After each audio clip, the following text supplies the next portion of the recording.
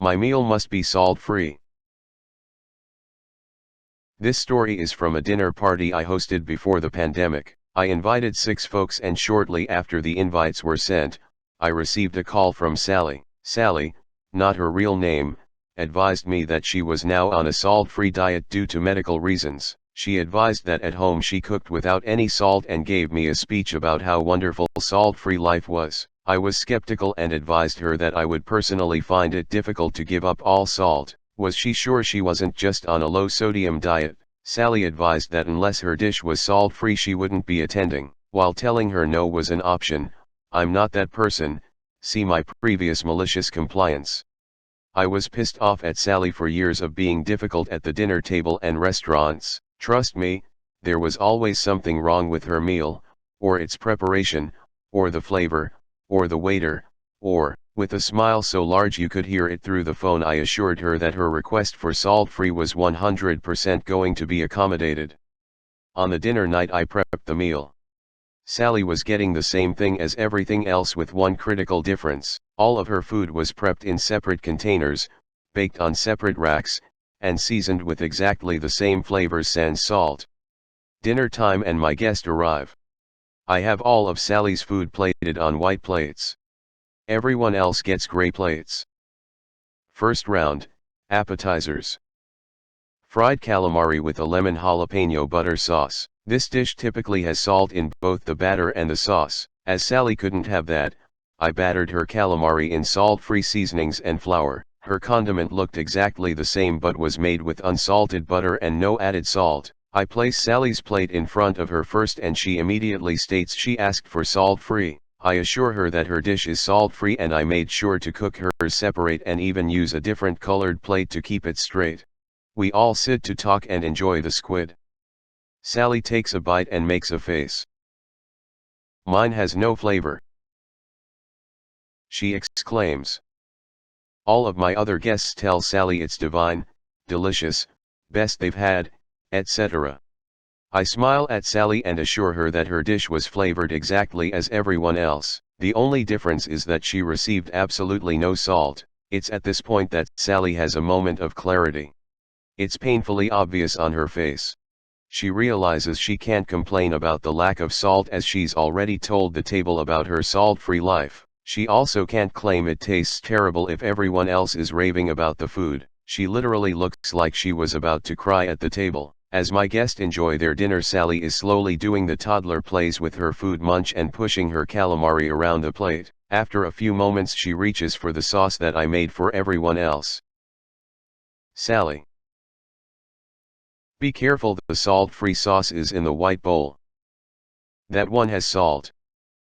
She mumbles something about wanting to taste the difference before literally dumping the bowl on her calamari. She then exclaims how much better it tasted. You and I know that, of course, things taste better with salt. So this drama repeated itself over the main course of honey roasted salmon with pine nuts. I also am no heathen and had both salt and pepper on the table for my guest. I'm not going to judge you for needing more flavor. Here we go. Sally takes a bite of her fish and once again realizes that it has no salt. She reaches for the salt shaker and conversation stops. Another guest asks Sally if she was okay with adding salt to her food. She says that she can occasionally have salt. She proceeds to shower her fish with salt sprinkles. I also bake some cookies for dessert. The dough uses a little salt. I made sure to whip up a separate batch of cookies wrapped to go for her. Salt-free, of course. When I handed her those cookies, the look of defeat that hit her face warmed my heart. Dinner is over, everyone is happy except for Sally. I called her the next week to make sure she was okay as she's consumed sodium at my party. Sally told me her doctor has removed her sodium restrictions and she won't need that accommodation at future meals. On the phone I congratulate her for her good health. When I hang up, I laugh until my sides hurt. Salt-free life apparently doesn't taste good when the salt is actually omitted. Note, to any on a low or no sodium diet for their health. I commend you. Sally, however, wasn't actually on this diet. This is evidenced by her shock at how salt-free food tasted. I confirmed with her husband that she's never stopped using salt at home. Her salt-free claims were a ploy for attention that backfired tastelessly. TLDR. Sally lied and stated she required a salt-free diet. She is defeated and miserable when forced to eat salt-free food.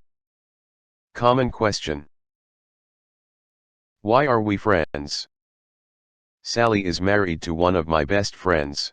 As my friend has elected to stay married to her, I have tolerated her. I wouldn't call her a friend, but we are where we are. Comment. I'm loving the responses here. I truly empathize with those living with medically restrictive diets. Life is hard enough without that being added into the mix. This is funny and I'm sharing it with Sally's husband. He needs to get some first-hand knowledge of all the reasons claiming false dietary restrictions just isn't okay. And I want to be clear, never tamper with someone's food. This MC worked because no harm could come to Sally.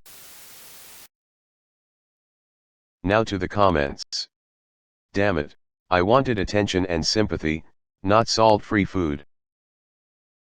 She wanted to be served regular or simply low-sodium food. Then she wanted complain that it was too salty for her, and pretend she's sacrificing her health and being an accommodating guest by eating it. So she looks benevolent and also is the center of attention. It never occurred to her that you would go through all that effort to make zero-sodium versions of everything, because she'd never do that for her own guests.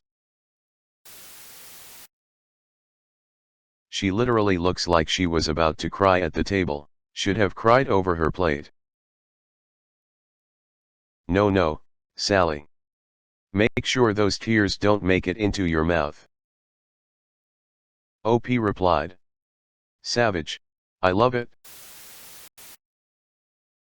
My mother is on a low-sodium diet for health reasons, and often brings her own food to gatherings so that the hosts don't have to accommodate her special needs. We always make an effort to make dishes in a way that she can eat, but she certainly doesn't expect us to create salt-free versions of every dish. My mom was the same prior to passing. Her doctor declared limit was 90 milligrams daily. Take a look at anything in your pantry to see how insane that is. But she would also bring her own food to my house when she visited, and when I visited her, she would buy normal food just for me to consume. Sounds like a normal, non-sociopath person. It's just nice when people with restrictions at least think about how much work their diet puts on hosts. And especially when they offer to help. I have plenty of family members who are extremely lactose intolerant. For things like Thanksgiving, where there's tons of dairy in mashed potatoes, they'll just ask, please scoop out a bit of the potatoes before you mix everything together. I'll bring my own substitute ingredients and make the dairy-free version when I get there. My favorite part is when conversation stops, everyone alarmed. Sally, no. That'll kill you. Put the salt down. No, Sally, no. On first glance I thought you named her Salty, but then reread it and saw that you wrote Sally, and now I'm just disappointed in both of us. You sound like an incredible chef though. It wasn't until I got to the second time she mentioned Sally that I realized and had to reread that first sentence a few times. Either way, Salty Sally has a nice ring to it, and that's going to be my new go-to insult for a few choice people. You're being such a salty Sally. How can I get a dinner invitation to your house? I have no dietary restrictions. And when people ask if I want red or white, I just say yes. Wanted to say this food sounds gorgeous. For real. Where do I find friends who have dinner parties like this?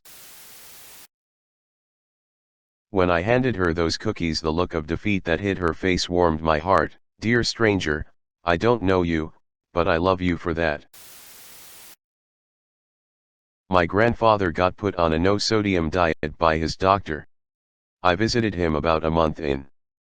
He literally collapsed at the golf club. He was so ill.